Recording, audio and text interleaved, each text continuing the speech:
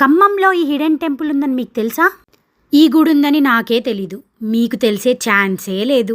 స్వయంభుగా వెలిసిన వారాహి అమ్మవారి గుడి మన ఖమ్మంలో ఉంది.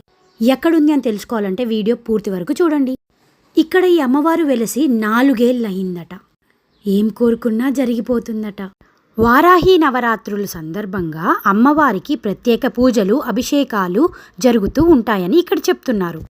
సాయంత్రం 7 గంటలకు అభిషేకము, అలంకరణ, తదుపరి పూజలు ఉంటాయి. ఇక్కడ పంచమి రోజు ప్రత్యేకమైన అభిషేకాలు కూడా చేస్తారంట.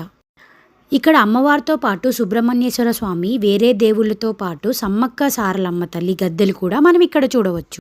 చాలా పీస్ఫుల్ అట్మాస్ఫియర్లో ఈ గుడి ఉంది. ఖమ్మం నుంచి ధ్వంసలాపురం బ్రిడ్జ్ దాటంగానే లెఫ్ట్ సైడ్ తిరగంగానే మీకు ఇక్కడ ఒక పెద్ద షెడ్ లాగా కనిపిస్తుంది. అదే ఈ గుడి. ఎగ్జాక్ట్గా బ్రిడ్జ్ దిగి లెఫ్ట్కి తిరగంగానే మీకు గుడి కనిపిస్తుంది. ఖచ్చితంగా ఇటువైపు మీరు ఎప్పుడైనా వస్తే స్వయంభుగా వెలిసిన అమ్మవారిని దర్శించుకోండి. ఓం వారాహియే నమః.